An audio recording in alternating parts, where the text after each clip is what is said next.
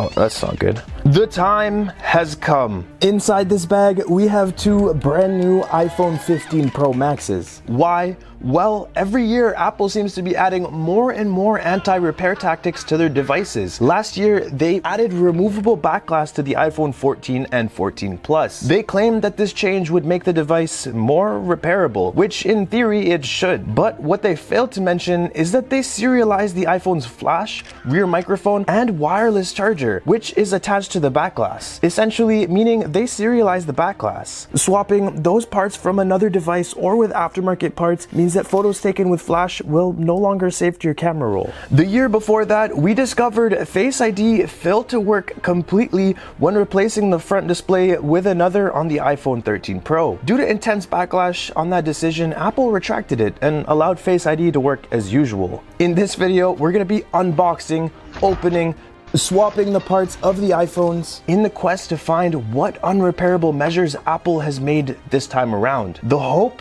is that we find nothing, but knowing Apple, that's quite unlikely. It's time to unbox these, but first we gotta put on gloves because I don't want to get my fingerprints everywhere. We'll remove both iPhone 15 Pro Maxes out of the box, and we did only get blue iPhones, unfortunately, because that's all we could get our hands on. We'll remove all 4 tabs and get that satisfying drop. God damn, that is beautiful. We'll do the same with the second iPhone 15 Pro Max, and there we go. Take a look at that 5x optical zoom lens. You can really see the depth. We'll pick up our brand new iPhone 15 Pro Max and get that satisfying peel.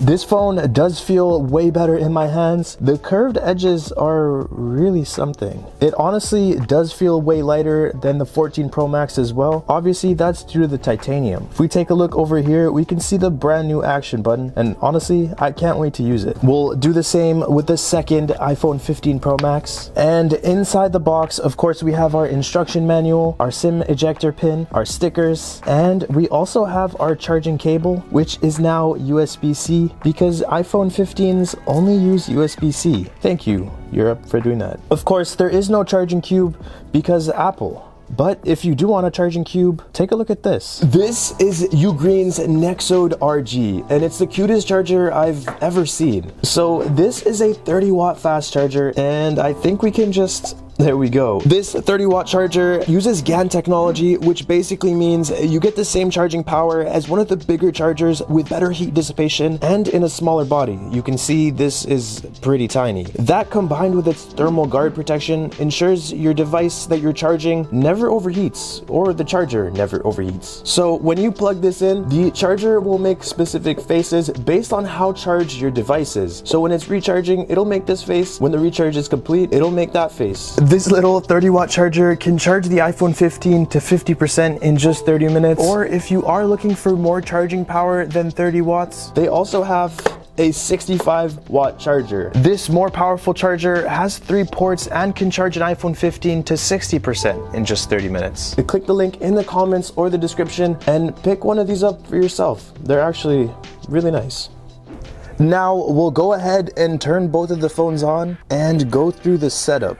Because they're so close to each other, it keeps trying to swap contact information, so I'm gonna move them a little bit away from each other. Now that we have both phones set up and on the home screen, it's time to quickly label them. We're going to place some blue tape on the one to my left and place some red tape on the one to my right. Once we have the devices open, we'll also be labeling the actual board itself so that we don't get them mixed up. There we go. The phones are now labeled. It's time to open these up and swap boards. The first thing we need to do is cook both the iPhone 15 Pro Maxes. While the iPhone 15 Pro Maxes are cooking, if you guys want any of these tools, we have all of them listed on my website. Go check that out. We also have the PRG mat in the description. If you guys want to repair like me, this is how you do it. The iPhone 15 Pro Max is done cooking. We are gonna have to remove this little piece of red tape, which is why I put both, because this tool is gonna require us to suck on the back and the tape will disturb that. We'll remove this. Now we can hit this phone with an unscrew. when it comes to iPhones, you can always rely on them having 2 pentalobe screws at the bottom. A cool little Easter egg I did notice is that the phone's model number is actually inside the charging port, which makes it easier to identify. So now that we have the phone nice and cooked, we have to decide which way we're gonna try and open it from. The renders from Apple's event indicates that it opens from the front and the back, with most of the internal components being visible from the front, so that's where we'll start. We'll slide this into our universal display remover. I'm expecting the display to be thinner than ever this year, so it's imperative that we are careful while prying on it. So now all we have to do is apply some pressure over here to get it to lift. We are going to be using a heat gun as well, just to make sure that it stays nice and hot. Very soon, you're gonna see the display at the bottom starting to lift up, which is exactly what we want. So this process can take anywhere between 15 minutes to an hour. Once the gap is big enough, you can use some plastic prying cards and try and get under the display and then slice that adhesive off. You can see the gap just expanded. That's because it's no longer tethered to the actual frame. It looks like part of the frame is actually stuck to the body of the phone. We'll have to work around it and hope the display doesn't get damaged as a result. Looks like we successfully got it removed, thank God. Very nerve-wracking. The display is off the actual frame now, so we can remove it from the display remover. We'll add some more heat and it should come off in a couple seconds. I'm not gonna lie guys, it's really hard to get this display off without breaking it. It's so thin. Okay, we're about to see what the brand new iPhone 15 Pro Max looks like on the inside. Here we go. 3, 2, 1. Open it up. Okay, interesting. It's as beautiful as ever. Very different from what I'm used to, that's for sure. So we have our massive front speaker, our front camera assembly with our Face ID modules, the very large back cameras this year. That's 1, 2, 3. Our motherboard over here. There is no A17 sticker this year. We have our Taptic engine with little tiny metal things. I'm not really sure what those are called. The same thing with the loudspeaker. Of course, we have our USB-C port and we have our battery. That was intense. It's time to do it all over again with the other phone, and then we'll swap the motherboards. A few moments later. The frame has come off on this one as well. I think that's going to be an issue going forward. Now we can open it up and there we go. We have both of these open. So the first order of business is to remove the displays from both of these devices. But before we swap the motherboards, I need to investigate what Apple means by removable back glass, because so far this opens the same way as the iPhone 14 Pro does. But does this open from the back? Let's find out. We're gonna hit this phone with an unscrew. Now it looks like we can remove this shield here. Now we can disconnect the battery. There's a little positive and negative terminal on the battery this year. That's pretty cool. Disconnect the screen. And there we go. That is our iPhone 15 Pro Max display. It looks like the proximity sensor on this and ambient light sensor are actually here, which we've never seen before in past generations. Quite a busy phone, but beautiful as always. Apple is great at making their internals very presentable. Anyway, let's take a look at this removable back glass. But before we do that, we got to put some stickers on this board because we want to make sure everything is color coded so nothing is confusing. Now that we have everything labeled, and I mean everything, we want to take a look at that back glass. So this is going to be a little bit harder to do. We're just going to speed this up real quick, but we're going to have to pry off the back glass and see if it even comes off in the first place. And if it does, what secrets lie within? Now we can open it up. What the hell is this? This is so different from anything I'm used to. This is where the wireless charger would sit, and the wireless charger is over here. That's the coil. We have the rear microphone and flash right over here. We'll hit this phone with an unscrew. We'll disconnect the back glass. And there it is. Now it's time to quickly do the same thing with the other phone. and then we can go on ahead with the actual motherboard swap to find out what Apple made unrepairable this year. Okay, now that we have both phones fully open and fully labeled, it's time to do the board swap. So we'll start off with the red, and we're just gonna go through and disconnect literally everything we can see, just one by one. And it does look like there is a flex cable running from the motherboard to this area, probably for some sort of antenna. So we may have to remove the battery if we can't disconnect it without, well, removing the battery. We're just gonna remove the battery anyway, just to be safe. I'm just gonna apply some isopropyl alcohol. I'm not gonna bother with Apple's stupid pull tabs because I hate them. The nice thing about having removable back glass with a big ass hole in the back of the phone is that I can actually just push on the battery. Look at how beautiful that is. Wow, I've never been happier. Now I can just pull it off. Okay, so that might not be a problem like I suspected, but really not an issue that I took off the battery. Let's continue on. We'll hit this motherboard with an unscrew. We can begin to wiggle the motherboard out. We don't want to force anything. It looks like it is coming out, and there are no flex cables attached, which is perfect.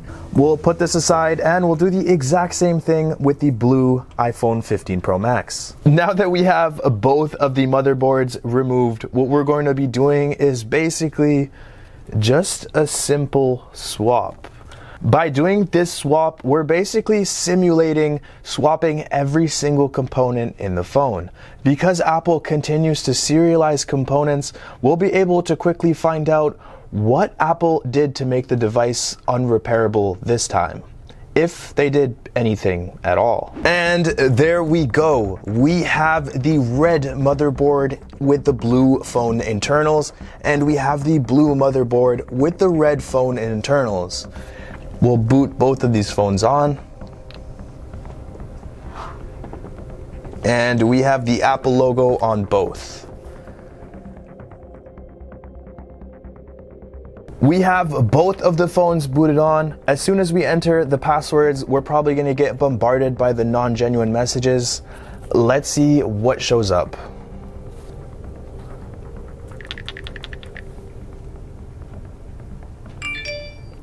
Important camera message. Nice. Face ID issue detected. That's pretty standard because we swapped Face ID parts. We have the important battery message. Also pretty standard for Apple, unfortunately. Let's see what else. Important display message. That should be the last one.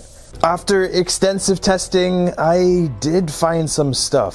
First off, I'd like to say that these phones are running iOS 17 and all of my findings are based on both phones running iOS 17. There may be some things that I have missed in this test, to which I will keep you guys updated. Anyway, now that we got all of that out of the way, here's what I found. So all anti-repair measures Apple has taken prior are still there, including all the non-genuine messages, like the Face ID, the battery, the display, etc. The True Tone is still disabled. You'd have to reprogram it to get it onto a new display. Auto brightness also doesn't work. The flash issue we recently found with the iPhone 14 doesn't seem to be an issue on the iPhone 15 Pro Max. If we take a picture with the flash on, it saves to the camera roll as usual, and there are no issues. I can say that I haven't seen any issues in swapping the back glass at all. The flash and wireless charger all seem to function as they should. Face ID only works with the original front camera as usual, but swapping other components doesn't seem to affect it. The 5x zoom also still seems to work. We can still set the action button to do whatever we want with no issues, even though it's not the original action button. I also haven't found any issues with portrait mode or any other camera mode. The only issue I found was with the front camera, and well, this is kind of serious. Swapping front cameras seem to glitch out the entire camera app. Just check this out. If I head to camera and now I hit front camera, this will never load. I gave it a lot of time. Now the entire camera app is glitched out. This is nothing new. We saw this with the iPhone 14s. and factory resetting the iPhone 14s solved this issue. So naturally, that's what I tried with this phone. We'll hit camera, and now we'll go to the front camera. So it appears to be working, right? But I can't take any pictures. This is a phone I factory reset, and that worked with the 14, but it doesn't seem to be working with the 15 Pro Max. So what does this mean? Well, I'm not entirely sure yet. I have to share my findings with other repair shops before I come to a solid conclusion. What I can say though is that if this is done purposefully on Apple's part, then it's bad, like very bad. Hopefully this is a glitch that Apple fixes in an upcoming update, but with Apple's track record, I have a hard time believing any bad thing that happens as a result of swapping parts is a glitch. Anyway guys, those are my findings. If I find anything else, I'll be sure to keep you guys updated. Hit that bell button so you don't miss the next video, and I'll see you guys in the next one. Peace.